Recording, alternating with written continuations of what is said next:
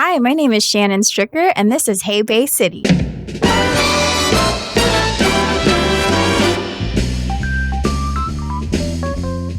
Shannon Stricker, I did something that I always do with my guests. I did a little Facebook stalking of you. Yeah. Now you come in here. You're an esthetician. Did I say that right? Okay, you're an esthetician, looking all fashionable. And I was scrolling through your Facebook feed. You're also a Gojira fan. I am. Yes, many years.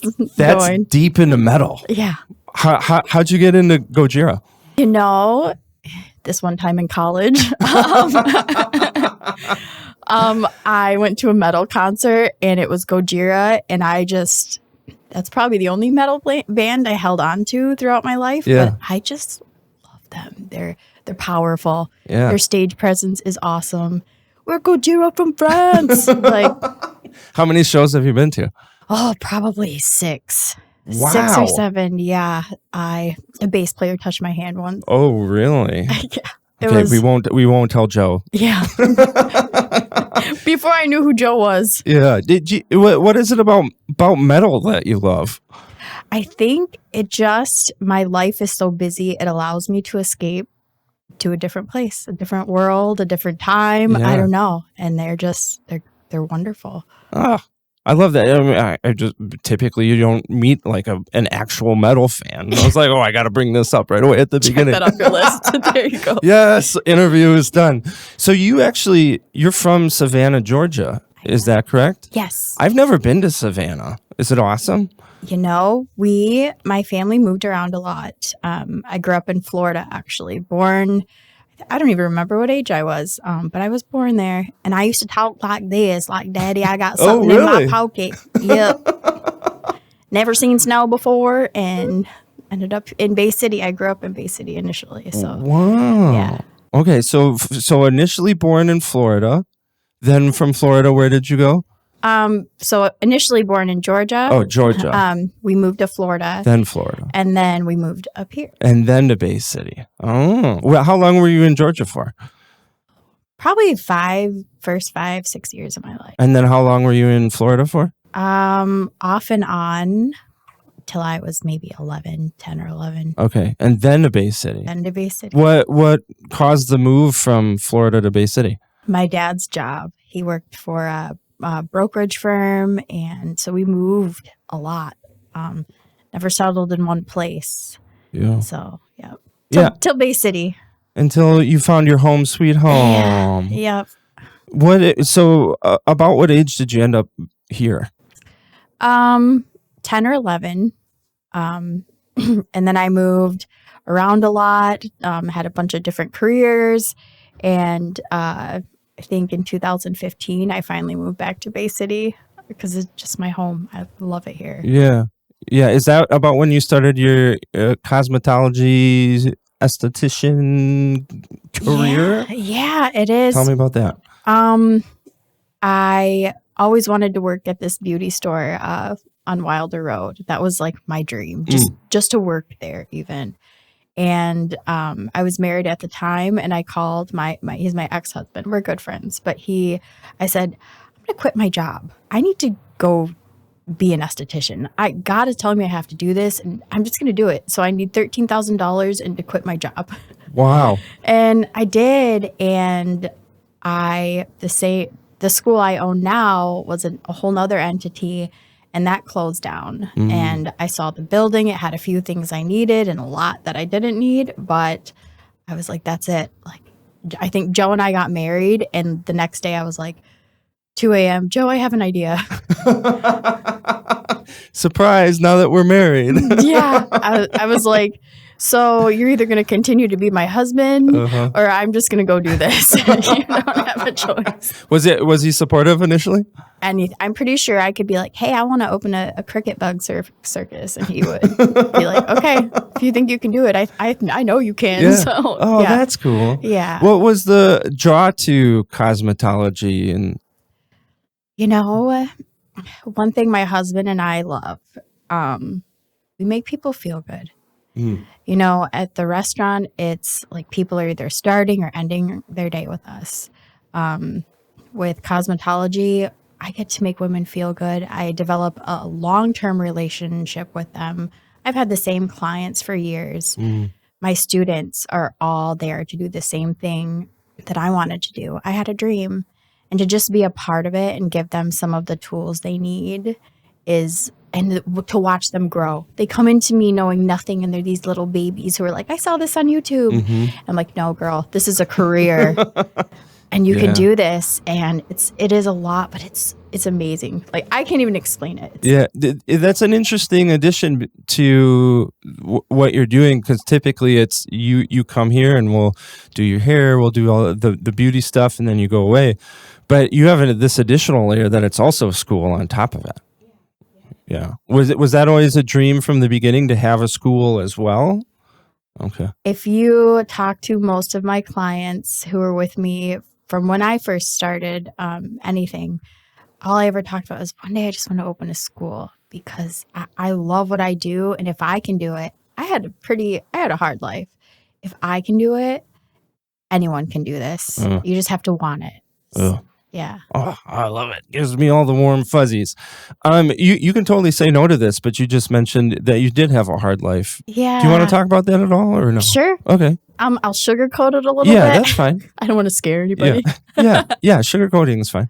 I went through some things at a young age as a woman that can be discouraging, like steal your soul kind of thing. But I found God through that. So I wouldn't take any of it back. I found God, and I've helped a lot of women through that. So part of helping women and helping them regain confidence to follow their dreams. Like Joe always tells me, the sky is the limit.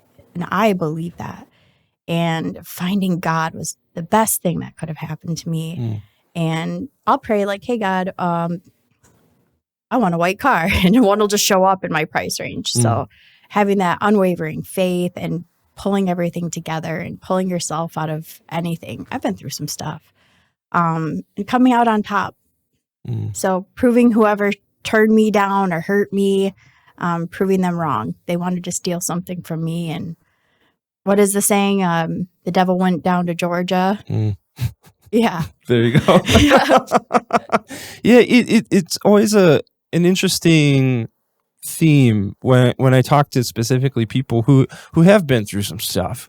I just had a fascinating conversation with Aylin Stamps from River Jordan. Similar situation, but in all of these circumstances, there is such a potential for those challenges to really identify purpose and really steer you towards something that you would be doing, or something that you wouldn't understand had you not gone through that.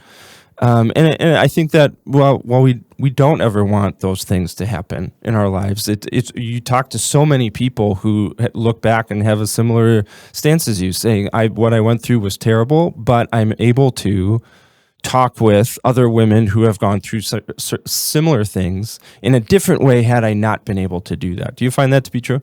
Oh, so true. I think as I'm a esthetician instructor, and you're dealing with a large group of women, and as different as they are in every single one of them, during their interview for enrollment, I was like, I see myself in each of these women. Just confirming everything. Like, if I can do this, like, you can do this too. And I'm here to help you grow and watch you grow and give you a job, help you get a job, whatever I can do. It's awesome. Awesome. So when were you and Joe married? Last July 16th. Oh, newlyweds. Yeah. Congratulations. Yeah. I love that. During my stalking of you, I saw, I think it was an engagement photo of you guys kissing, and you were also eating tacos. Yes. And that's when I knew that you're hardcore about food. Yeah. Actually, his first message to me was, so when can I take you out for tacos? And it's funny because I think a year prior, he had tried to book a facial with me. Oh, really? But I ended up getting pneumonia, so I had to cancel. And now I look back and I'm like, yeah, that probably wasn't a good time in my life. And his persistence was like nothing I had ever seen. But now, like, he's so dreamy. Yeah, so dreamy. He's so dreamy. Yeah, you like being pursued. Yeah. That's my advice to any man. Yeah. Don't cross the line, but do Yeah, don't be creepy, dudes. If you're listening, don't be creepy. Yeah. But do a little pursuit. I mean, I don't know Joe, but he seems like such a good dude. I also stalked him a little bit, and man, he's like waxing his nose hairs for like, man, you are a better man than I am. Yeah. We have a deal. He gets free services and I get free tacos forever and ever and ever. There you go. It's the perks of the relationship. I love that. So when did this idea for a second Sombreros location come into play? So it's funny because when we first met and the first time I ever had our food in Saginaw, I was like, we need this in Bay City. Oh, really? And he shot me down. Oh. He shot me down. And so I laid off, and we struggled with employees for the longest time, just retaining them. And COVID. It's been hard for everybody. Yeah. So it was just us with 3 kids and working 7 a.m. to 11:30 p.m. trying to just keep both businesses going. And we did. And I feel like this is a reward for our hard work. But we saw our new location up for sale. A friend, Luis Castillo, brought it to our attention, and we played with it for a little bit, and then we're like, all right, we're in. If we fail, we fail, but we got to do this. Oh, so, yeah. It is such a cool building. Oh, it's so awesome. Yeah. And I love that you're also carrying on the tradition with the same kind of food as well. I mean, it's all set up for that. Yeah. Exactly. Yeah. I think Sombreros, it's more than just a place to eat for us. Like it's history, it's culture. This is what our family revolves around, is these family recipes stemming from my husband's grandfather and so on. And they didn't come to America just to chill. Yeah. Like, we still are trying to make them proud, and that's just to watch my husband and our cooks being from Mexico. It adds that extra element and authenticity to our food. Well, I love that you said authenticity, because that was one of the things. If you just scroll through Sombreros, you talk to some folks, like there is food on there that you can't really get anywhere else in the area, and that was really intriguing to me. Like the last time I had that was in Detroit, like Mexican town, Detroit, and here we are being able to have that right now in Saginaw, but very soon here on Midland Street in Bay City. Yeah, you will not find anything coming from a can or a bag. Joe spends many, many hours there just prepping the morning of, prepping everything. At the new location, we're hoping to have family style dining with big meals that we just bring to the table. Very cool. Tableside guacamole, we make it right there. Yeah, I can finally say I've tried everything on our menu. Do you have any recommendations? Oh, man. Nachos. Our nachos will feed you for like a month. But they're so good. That's been my pregnancy craving, is nachos. Every other day I'm like, okay, it's nacho day. Hurry up. I gotta go. Today is nacho day.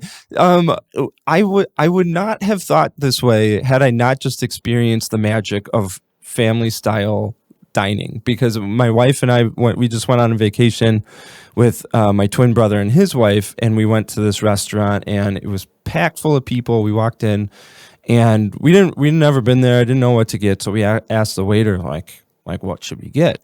And his eyes lit up, and he says, "Can I just bring you meals and serve you family style?" And we're like, yeah, sure, man. Like, do whatever. Right? And for the next hour, we were just abused with the most delicious food in both like quality and quantity. And it was super cool because you got this table full of food and people are grabbing stuff and you're sharing. It creates a little bit different experience than like, I will have the crab, please. Yeah. It feels like home, and it's casual, informal. There's excitement. It's very, very cool. Yeah. Yeah. I love when we get a guest that says, what would you recommend? Or surprise me. I'm like, oh my gosh, it's the best day ever. Because everything, I mean, even when Joe first opened Sombreros, I everyone said, you need to have a chimichanga on your menu. That's not actually like an authentic Mexican thing. That's very Americanized. So we do have little things to appeal to the American culture. But for the most part, I mean, when you tell people you serve cow tongue, Yep. yeah, Yep. or intestines, but it is actually really good. And I was raised a vegetarian, so yeah. And that's what I love about Sombrero. One of the things I love about Sombreros coming to Bay City is exactly that, because Mexican food, amazing food, but when you really dig into it, you can see the culture, you can taste things that you can't get at just like your template Mexican place. Like you can go in, you can say, I'm feeling adventurous. I do want some actual menudo, or I do want that cow tongue. I want to experience that. And that is very, very cool to just the fabric of the community. Yeah. And the love, there's so much love that goes into the cooking itself, where it's like, okay, we're not just grabbing dinner to fill our stomachs. Like you're coming to us to be loved on and taken care of. You're our guest. You're not a customer. You're a guest. So that's just how Joe and I look at it. And that's why it's so fun. And it works. It works for us. Yeah. Speaking of family, how many kids you guys got? We have 3 girls and another girl on the way. Woo! And another girl. And another girl. Congratulations.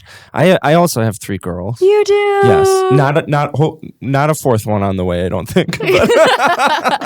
But how old are your girls now? So they are 5, 4, 2, and about 3/4 of the way there. Oh, so, I love it. Yeah. Love it. They're amazing, and yeah, they're great. Whenever I talk to parents, this is always a question I ask, because you think of pre-parenting, you're thinking about all the things you're going to teach your kids and how you're going to shape them and craft them into the world's most perfect little being. But then when you actually have kids, it really shows you how much you have to learn and what they can teach you. So that's my question to you. How has being a parent changed you, or what lesson have you learned about yourself or about life or anything like that? You know, it's made me, about myself, it's made me realize what I'm actually capable of. Because you are so tired all the time. You never sleep. And then they throw things in your face, or like you're driving down the road and you can't see because of the snow, and they're whipping suckers at your head. And animals, I don't know, everything. Patience. I read a book once that said the human being only operates at 20% of what they're capable of. Yo, that is true. Kids have you operating at like 150% of what you're capable of, but that's why I love being a mom. Like that is my most favorite thing in the world, is being a mom. When you said they show you what you're capable of, absolutely the truth. I mean, you think back especially to the first few months of having a child, and before you really experience sleep deprivation, you're thinking, I need 7 hours of sleep, and I need to drink 8 ounces of water, and I have to have so many grams of protein and carbohydrates per day, and all of this stuff. And then you have a child, and all of that goes out the window. You sleep for maybe 10 minutes a night. Yeah. Like in total per week, you're eating nothing but gummy bears and Fruit Loops. And then you look back on it and say, like, how did I survive that? But it does show you what you're actually capable of. Yeah, it does. Survival mechanisms. Nobody's more gangster than a parent. Yeah. That's true. That's the truth. So Joe had already owned Sombreros before you guys met. Is that correct? Is that right on the timeline? Yep. Okay. I think he had been open for a little over a year. Okay. To see the growth, that has been very rewarding, to just watch that place grow. Like Mondays used to be a slow day. We're closed on Mondays temporarily, just to give our staff a little bit of a rest. But to just know every day we look at the cameras and like, the place is packed. There's not an empty seat. Sometimes I'm like, I really want to get dinner, but it's packed, and I don't want to be all selfish. Right. So yeah. Had you had any exposure to the restaurant industry before that? I managed through college and everything. I did manage a few restaurants, and one of my dreams was always to own a restaurant. It was just kind of a coincidence. I knew nothing about Joe when he stalked me. So I wasn't really into it, but it didn't take long before I fell in love, and just like that is my second home. I feel very at home when I walk in the doors at the restaurant. Yeah. So, and to jump in there and help, that was my life. If you ask me what I did in 2021, I waited tables at Sombreros. I left half the day to work at the lash studio, and then I took back off to Sombreros, and we were trading kids and throwing babies. I don't know. It was crazy. Is there anything specifically that you love about the restaurant industry? Because it's intense, man. It is. For me personally, I love that it is a big piece of our heart and our family, and to share it with other people, or even bring awareness to like, hey, it's not just Mexican food. This is the love that goes into preparing the food, the time, the relationship. Like our cooks, I feel, truly have a relationship with the food and us, and everything is consistent. They give us very little to worry about in that aspect of things. So just all together, the culture and the heart in which it stems from. Yeah. So that's exciting to me, because it's one thing to have a new restaurant in town, which is amazing and awesome. But if you can layer into that as well some kind of story, like this is part of our family, or some kind of culture, like not only is it food, but it's also this. I mean, that is really exciting to me, and obviously the case here with Sombreros. Yeah. Well, I've been places where they're like, take a number and order 21. That is not how we're like, hey, we want to know your name. We want to know your order. There's some guests we have where like, I know that you're going to order 2 patitos and ask me for extra hot sauce. That is what I love. The familiar faces, that the people coming back, and new people who have traveled just to try our food. That makes us feel good. And essentially, like, we know Joe's family is very proud. And they help us too. There's times I've had to call Carmen last minute. That's my sister-in-law. And be like, hey, I need your help with this catering order. So it's chaotic, but it's just that chaos it's addicting. It's addicting chaos.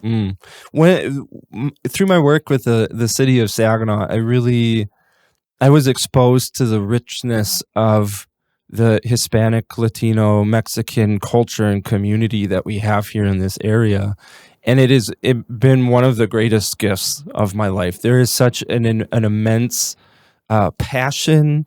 There's such an enormous sense of community and togetherness and connection that it's really hard to put your finger on and define exactly. But when you start to know that part of our community, you gain a whole new appreciation for living in this area. Yeah. Yep. Yeah. Our oldest daughter all the time asks me, Mom, are we Mexican? And I always tell her, well, it lives in your heart. Yeah. It lives in your heart. Yes. Yeah. You guys are in an interesting situation because you are both married partners, but also entrepreneurs. Yeah. How has that been? It's, I think the first thing simultaneously we told each other was like, I work a lot. Said, I said, I'm not a 9-to-5 girl. And he was like, well, I'm not a 9-to-5 guy. Yeah. He said, in fact, if this doesn't work out, I'm done. And so we found a really great way to incorporate cosmetology, because we work in long hours. We're hungry. Yeah. So we've found this way to incorporate cosmetology and Mexican food together. We do a lot of other things as well, but at the end of the day, we realized, like, wow, we really have combined both of our businesses. My lash studio is inside of our martial arts school. Therefore, my husband feels safe if I have to take clients by myself. Yeah. And I feel safe because I can confidently say, hey, my husband will whoop your butt. Yeah.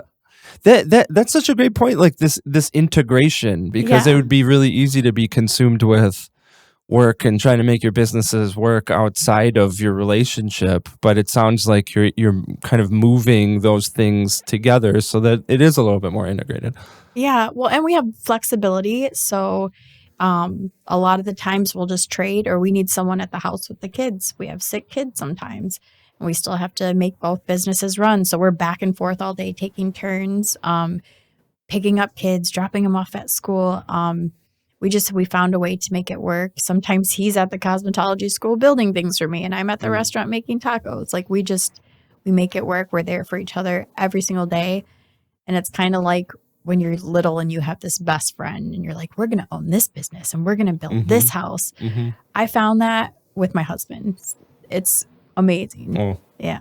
You lucky duck, you. I'm so lucky. At the beginning, you had said when you first met Joe and you had the sombreros that you said, we need this in Bay City. Why did you say that? Why that immediate compulsion to say, hey, we need to bring sombreros to Bay City too? Mostly because I didn't want to go all the way to Saginaw for Mexican food. Yeah, you wanted it out your back door. Yeah. But the environment, and when he was introducing me to the cooks, and I saw they just loved what they do. And I felt like family. And that's what it was mostly, is I'd never dined anywhere where I actually felt like, hey, I can see myself like with these people forever. So that was mostly why. Other than that, I had caldo. I'll never forget that meal. I'd never had it before. And, he taught me how to squeeze the lime onto my corn tortilla and dip it in there. And I was like, man, we need this in Bay City. Can you spell that meal for me? Do you know how it's spelled? CALDODERES.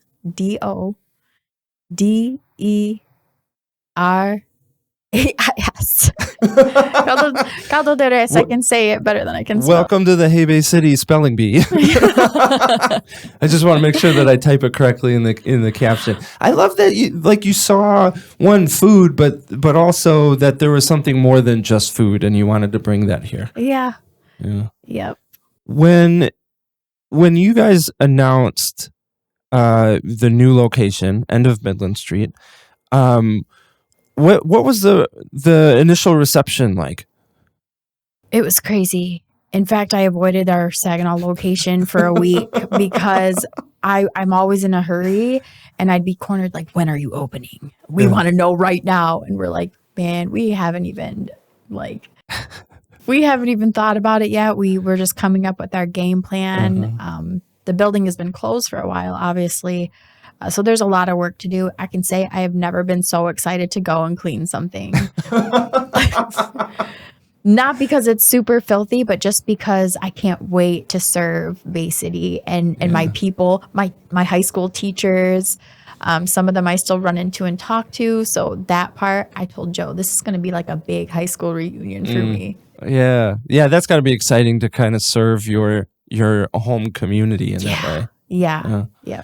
I saw it from my perspective. I mean, social media just exploded all over the place with the excitement of, one, because people know you and Sombreros. They might have had your food before, but then two, it really fits so nicely with the momentum that's really happening over on Midland Street, where you've got O's coming in on one side, you guys coming in on the other side, people doing super cool, fun, creative things in the middle. It's just a really cool vibe happening over there on Midland Street. Yeah. My family, like I said, grew up in Bay City. So I think the greatest thing is getting to know the people in Bay City. I cannot wait for that, and to do community outreach in Bay City and get involved. That's my jam. Awesome. So you don't have to commit or spill any secrets, but when are you guys projecting opening? Hopefully May or June. We're shooting for May because Cinco de Mayo. Yeah. So we're just gonna work like we do and do our thing and try to bring it. Okay. Yeah. May or June, and then if people are listening to this episode and they're like, oh, I gotta connect with Sombreros. I want to follow up. Wait, are you guys on Facebook? We are. Sombreros is on Facebook. Our website is sombrerosmichigan.com. Your best bet is to just follow our Facebook or follow us personally. We don't care. We don't have anything to hide. Okay. We'll be announcing opening dates. We're going to do a few soft openings beforehand. We have a lot of, the place is huge. It's triple what we work with now. So. It is huge. Yeah. Oh man, I'm looking forward to just parking it in a booth and eating it for a few hours every day. Yeah, there you go. And getting my fill of Sombreros food. Well, I want to thank you and your husband for bringing us and giving us this very special gift that will be opening here very shortly in the form of Sombreros and everything that'll add to the community there in Midland Street, Greater Bay City, Bay County. You guys are good people doing a good thing. So thank you so much. Thanks for joining me on this conversation today. And I'll be stopping by your restaurant soon. Thank you. Awesome. Cut! I wanted to bring you some tamales this morning.